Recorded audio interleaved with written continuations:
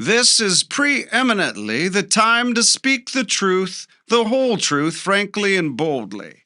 Let me assert my firm belief that the only thing we have to fear is fear itself.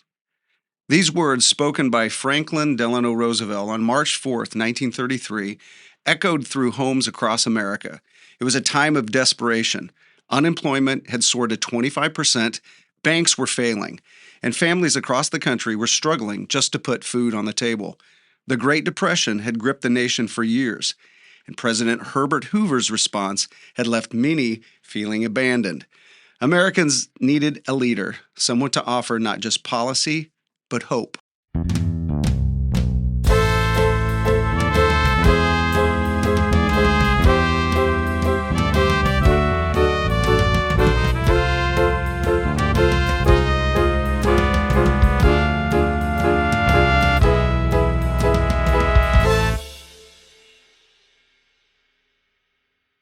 FDR's landslide victory in the election of 1932 signaled a shift for the first time.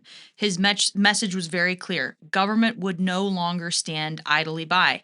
It was time for action to fix the economy. It was time for bold experiments, and so began what is now called FDR's New Deal, which was a series of sweeping reforms that fundamentally reshaped the role of the federal government in American life. Yeah, the election of 1932 was more than just a changing of the guard. It was a turning point in American history. Roosevelt's New Deal would redefine the government's responsibility to its people, sparking debates that continue to this day. So, in our episode today, we're diving into the election that brought FDR to power, the key policies of the New Deal, and the long-term impacts of this pivotal era in American history. And as we explore the New Deal, we'll also look at this big question: did it actually end the Great Depression? Or was it something else? Maybe like, I don't know, a world war that truly revived the economy. Let's get into it. Yeah, let's get into it. Let's start with the election of 1932, shall we, fellas? Let's. Okay. This was not just a political contest, but it was a national referendum on the federal government and how it had or maybe had not responded to the economic depression up to that point. And so Herbert Hoover, talked about him last time, Iowa guy, who was the sitting president, had become deeply unpopular. And he, as a review from last time, he really believed in voluntary action, that if there was going to be anything to fix the economy, it should be voluntary by citizens, voluntary by business leaders, industrial leaders, and so therefore have a very limited government response. But by 1932, things had gotten so bad. The unemployment rate was at almost 1 in 4 people out of work. Americans had really lost faith in Hoover's limited government approach. Right. So then you have Franklin Delano Roosevelt, this New York governor, Democratic governor, who promised this kind of catchy slogan of a New Deal for the American people. And, at the time, he didn't necessarily lay out a precise plan during his campaign, but he did something that was probably more important and crucial. He offered the American people hope. Which was pretty huge. We talk about the economic disastrous effects of the Great Depression, but the psychological effects were there as well. So Roosevelt would say during the campaign, "The country needs, and unless I mistake its temper, the country demands bold, persistent experimentation. It is common sense to take a method and try it. If it fails, admit it frankly and try another. But above all, try something." And that was the try anything kind of approach that was such a stark contrast between how Hoover envisioned government's role in American people's lives and what FDR would gravitate to. Yeah, and the success of this campaign for FDR is huge. He wins overwhelmingly.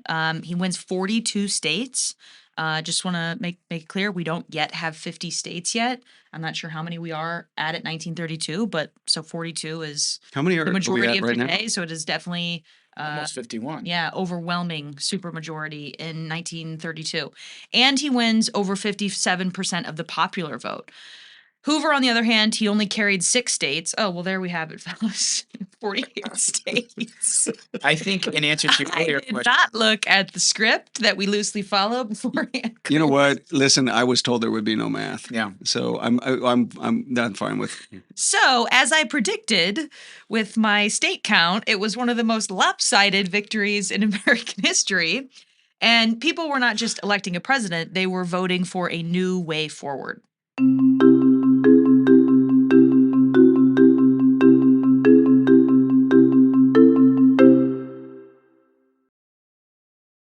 All right, so FDR takes office in March 1933, and right away, within a few days, he launches what became known as the first 100 days. And in that short period, Congress passed a whirlwind of legislation aimed at the famous economic recovery, relief, and reform. I always do relief, recovery, reform. Why'd you have to put the recovery first? Doesn't make sense if you do it that way. Well, You have to provide relief first, immediately, then you recover, then you reform long term. yeah, Anyway, okay, so Wow, okay. God, this has kind of gone off Wow. the rails. he would just do things the right way. Anyway, there are so many New Deal programs. Sometimes, we call it alphabet soup because all of these programs take on acronyms. And there's way too many for us to cover, but let's focus on a few major ones that have had the biggest impact. So first up, the Emergency Banking Act. When FDR took office, the banking system was on the verge of collapse. And I always tell my kids in class, the economy starts with the ability of banks to be able to lend money. If you don't have that, you are dead in the water. So what does he do? He declares a bank holiday, which I'm not exactly sure he had the executive authority to do, but all he had to do was convince people to have more confidence in the system. So he closes all the banks for 4 days to restore order. Congress then passed the Emergency Banking Act, which gave the government power to inspect the banks and restore public confidence. Right, and this action, it worked. I mean, for the most part, when these banks reopened, people did start depositing their money again instead of just withdrawing it and panicking and chaos. The crisis was more or less stabilized by that government intervention. And though it would be decades before the full faith in the financial system was restored, I mean, this was a really positive first step.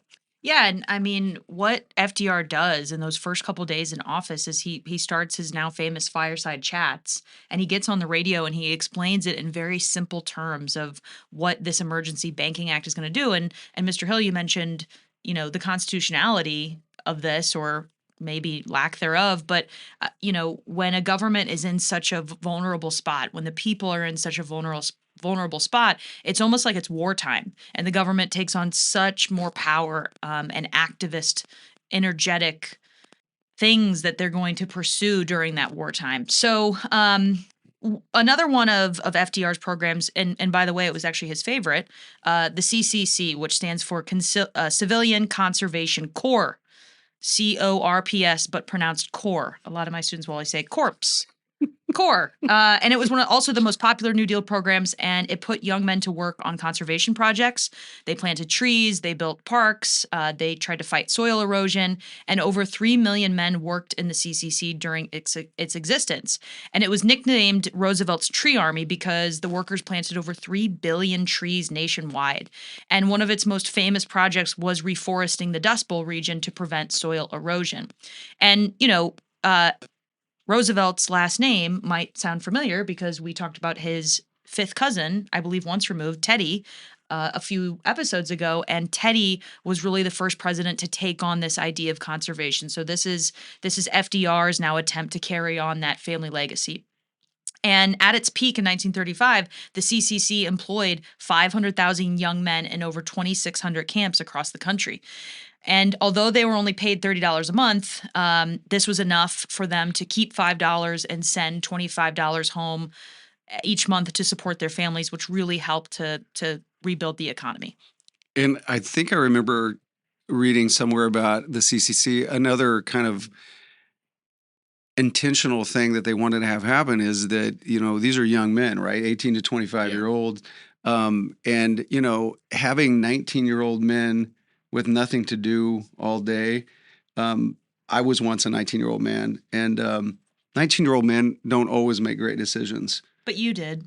I always did. I'm just saying. I'm talking about my friends. Some people. Yeah, Some. they all looked up to me to do the right thing. So Former friends. former friends, because I turned them in for being 19-year-old men. So Wait, Mr. Hill, are you a narc?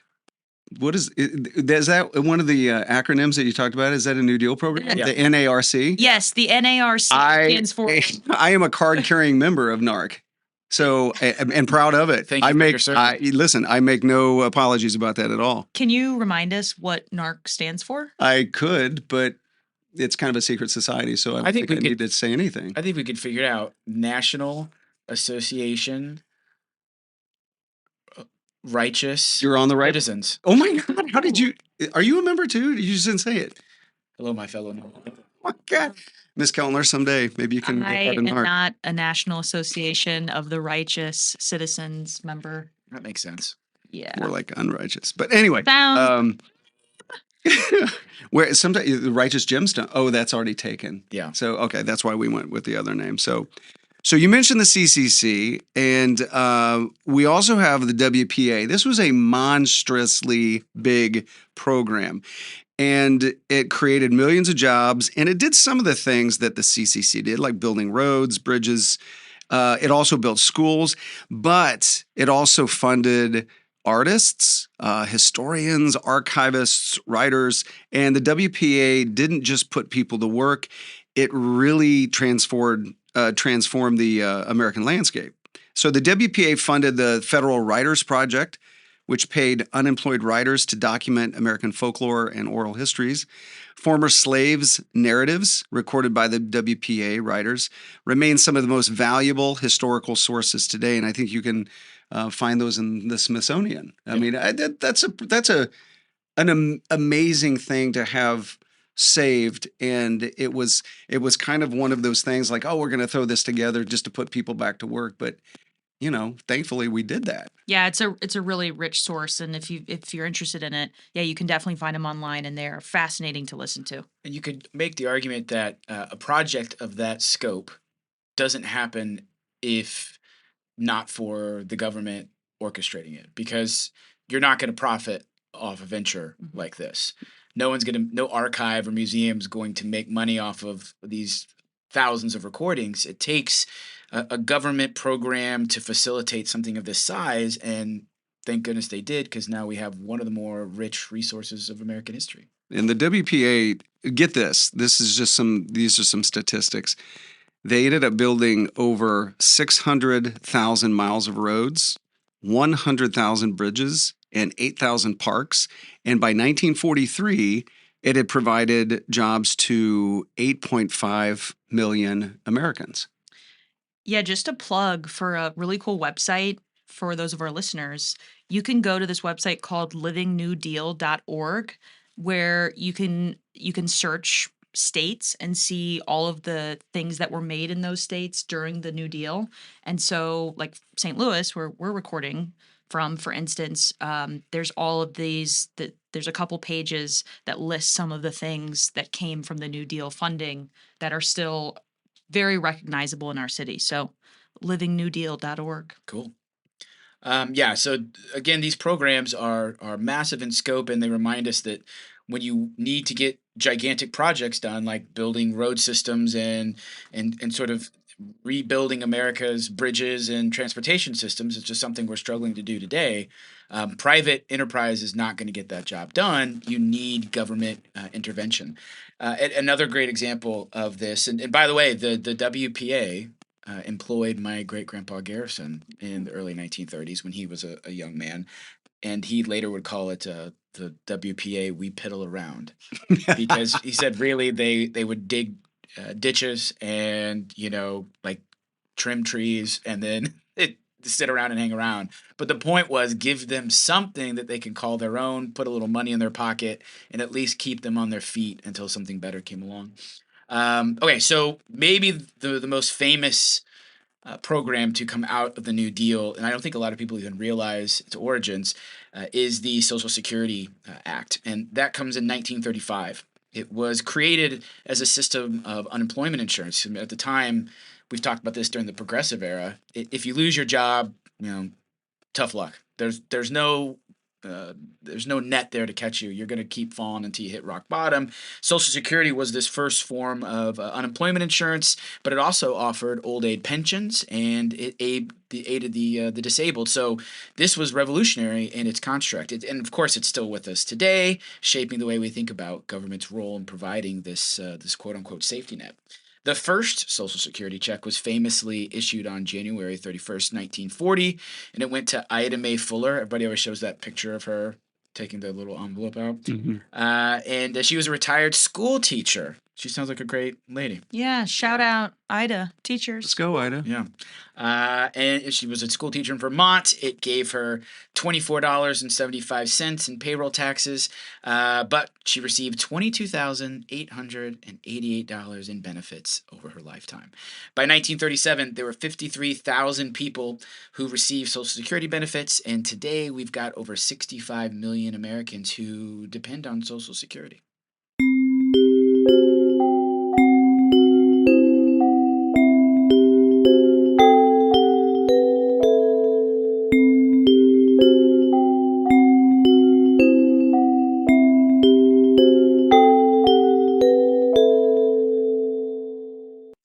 So some of the things we might have mentioned earlier, such as great Grampy Garrison's, nickname for the WPA, that could kind of lead some people into thinking that the New Deal wasn't all that great. And this really brings us to a debate that has always existed amongst historians in the past and today. Did the New Deal actually end the Great Depression? Right. And some argue that while the New Deal provided relief and tried to reform the system, it didn't actually fully revive the economy. I mean, unemployment stays high all the way up into 1939, and it wasn't until World War II and you start drafting millions of men and you just give a sudden injection of cash into the economy that it truly rebounds. So here's what I'm thinking. It might be helpful to do a super nerdy thing, but I just wonder, is that okay?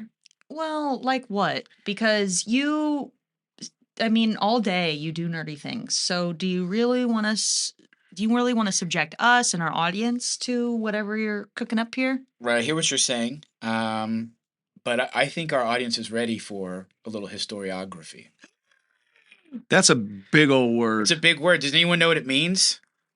I do, Dr. Garrison. Go ahead, overachiever. Historiography is the study of history. It's the history of history. What sounds more cool than history of history? Nothing. Thank you, Hermione, for that explanation. So I'm thrilled to be recognized as a Hermione Granger. Mm-hmm.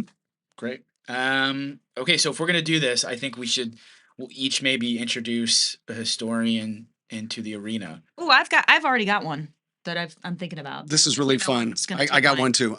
But you go first. I'm going to go first Right. because I'm going to start with a classic text, The Age of Roosevelt by the famous Arthur Schlesinger Jr.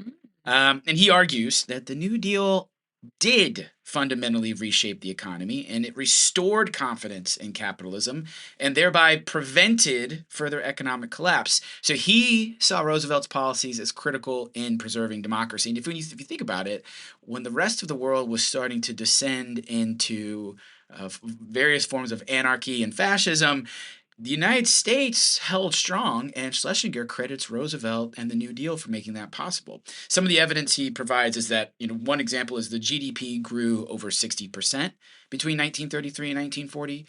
Unemployment drops 25% in 1933 to 14% in 1937. And banking collapses pretty much stop during FDR's first year in office. So strong points, Schlesinger. Yeah, let's do another one. I'm gonna choose historian William Leuchtenberg, who wrote Franklin D. Roosevelt and the New Deal, 1932 to 1940. And in that book, Leuchtenberg argues that while the New Deal provided relief and reforms, it really didn't generate full economic recovery that would last. He argues that unemployment remained high, and the 1937 recession, which is often cited as the Roosevelt recession, quote unquote, showed that the economy was still fragile. And some more evidence that he uses was that when FDR cut government spending to reduce the deficit, unemployment jumped back from 14% to 19%. And this suggests that the economy was still really dependent on government intervention. This is so fun. I've got one too. I've got a historian. Go for it. She's Amity Schlaze, and she wrote The Forgotten Man, A New History of the Great Depression. And Schlaze argues that FDR's interventionist policies prolonged, not made better, the Depression by discouraging private investment and increasing government control over the economy. She contends that it was World War II, not the New Deal, that finally ended the Depression by massively increasing industrial production and employment. And so some of the evidence that she brings up is in 1940, unemployment was still at 14.6%, but by 1943, so we're into the war now, the U.S. War production had ramped up. It fell below 2%. So the war effort provided massive federal spending that far outpaced any New Deal programs. So, and this is maybe a good time to point out that there are these strong critical voices, both contemporaneously and also today, of FDR and the New Deal. And one of those, an example of one of these from today, is Burton Folsom Jr., who wrote in 2008, New Deal or Raw Deal, How FDR's Economic Legacy Has Damaged America. And you don't hear that all that often. But in fact, I mean, there's a lot of historians today who really offer a counterpoint. And it's great to read these other historians because we get a more full, complete picture.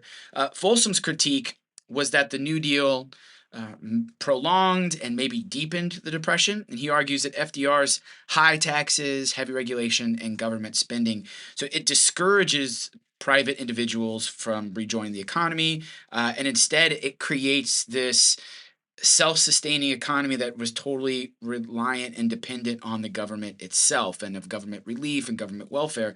A quote that he offers is that the New Deal, I should say, quote, the New Deal hurt millions of poor Americans by fostering a government dependency that stifled individual opportunity and entrepreneurship. Well, another historian. Right. You can't have too many. That wrote on this same topic was Eric Rauchway. And in 2007, he wrote a book called The Great Depression and the New Deal, A Very Short Introduction. And in that book, he argues that the New Deal's greatest success was changing Americans' expectations of government. And instead of simply responding to crises, now, because of the New Deal, the federal government took on a permanent role in regulating the economy and providing a social safety net, a shift that really continues today. And so if we see the progressives kind of cracking this door open of government, presence and sort of this safety blanket that they're going to provide, FDR's New Deal is going to kick that door right in. And some evidence that Rauchway uses for this, permanent role in regulating the economy for the government is that programs like Social Security, the FDIC, and labor protections still exist, which shape the modern U.S. economy and try to prevent future depressions. So here's our conclusion. If we measure success by economic recovery, World War II played a larger role. But if we measure success by institutional and social change, the New Deal was pretty transformative. Don't you just love a little historiography? I do. Or a lot of it. I can't get enough of it. And I think what we just saw here is history is nuanced. There's lots of different arguments you can make, and that's what makes it fun. It's so nuanced. I like the way you say nuance. Wait, do I say it weird?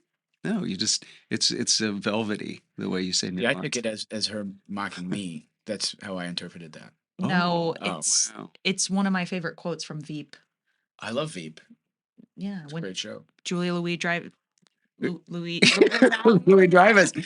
We should get her as a guest. Do you think we could? And yeah, oh yeah, she's probably not doing anything. Well, I'll give her a call. All right. Julia, if you're listening, come on our podcast. She's probably listening. Your people contact our people. That's right. Yeah, contact our peeps. Okay, sure, great. So anyway, maybe the biggest takeaway is that the New Deal changed how Americans viewed government. Before, government intervention in the economy was seen as overreach. And maybe not even seen as that. I mean, I think that there was really no government intervention before the progressives. So even before like the 1900s, that wouldn't have even been a view that people had of American government. But now, after the New Deal, it has become expected that the government should step in to provide aid during national crises, whether those are economic, social, or diplomatic. I can't think of any other program, event, anything that happened in the 20th century that was as transformative, whether you liked it or not, as the New Deal. So, and we even see today, every day on the floor of Congress, you see the same struggle playing out, and that's the debate of what is the proper role of government in economic affairs. Should the government regulate markets, provide welfare, or should it stay out of the economy? The answers to these questions are shaped all by the New Deal. And this is something that I always tell my students in class as well. It's like we oscillate between private interest, and we can't stay there very long, and so we slip into public purpose, and then we go back to private interest. And we see the same thing when you brought up the progressives. Public purpose, 1920s, we kind of get away from that private interest, and now the 1930s, we demand public purpose again. The pendulum of history is always The pendulum. pendulating. It's, yeah, I guess that's a word. I guess it's a verb. Definitely. Yeah, okay. Yeah. Wait, go ahead and say nuance. I just want to see how you say it too. Nuance. Oh, that was lovely. Pendulate. Oh, I don't like that one for some reason. Doesn't sound right. It's okay. it makes me think of something the villain on Batman would say, the Penguin would say, use a word like pendulate, and he would do it in a really squeaky, creaky voice. Yeah. I don't know why I thought that, but Yeah. there you have it. Okay. Okay. Food for thought. Yeah.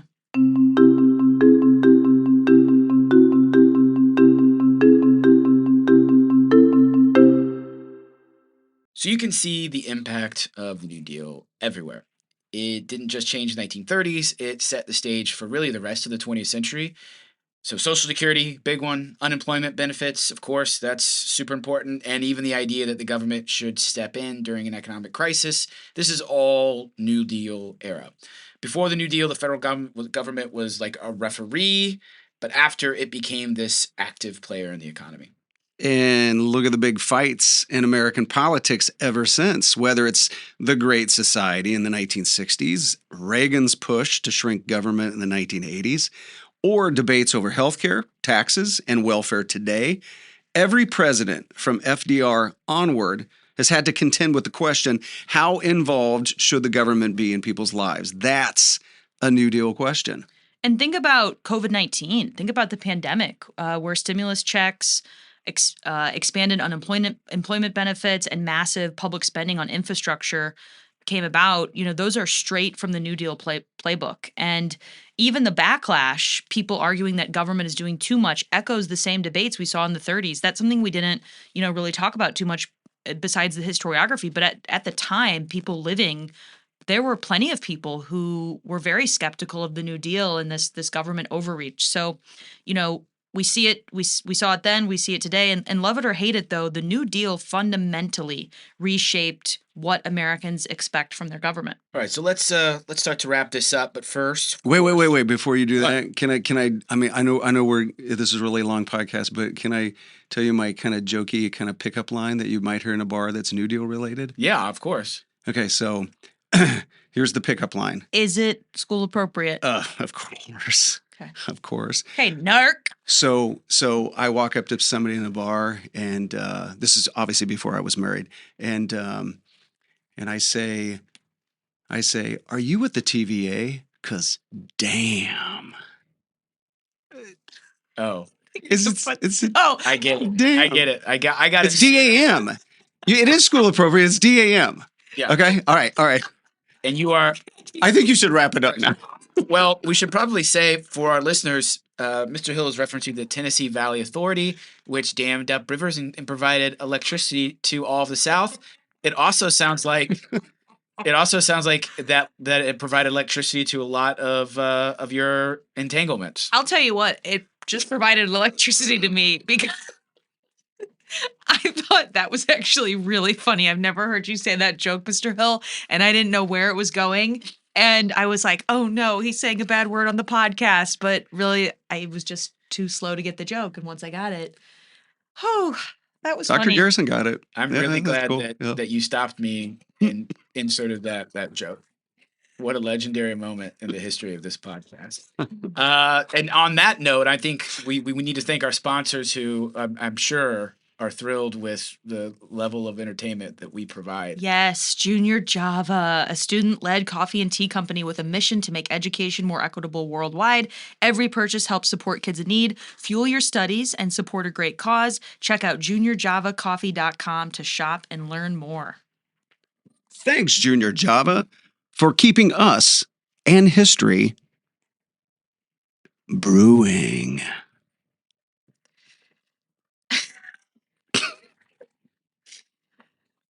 Mr. Hill, He's on fire. he couldn't look at his own script and he had to look over at mine and he forgot the word brewing, but so we also have to give our other sponsors big thanks to Katziv Family Dentistry, Scrawny Arms Farm, the Healthcare Group for Women, and Right on Ruben Schlansky College Essay Tutoring. As always, we are honored by their support. Yes, nailed it this week. Way to go. All right, let's wrap it up. Key takeaways. Ms. Keltner, go for it. So first, the election of 1932 was a turning point that ushered in a new vision of government. Second, the New Deal introduced many reforms, but its success in ending the Depression still remains debated. And third, the New Deal forever changed how Americans think about the government's role in the economy. Perfect. So thanks for tuning in to APUSH for All. Hopefully you liked this episode. And if you did, be sure to subscribe, leave a review. You can find us on Spotify, Apple iTunes, even YouTube.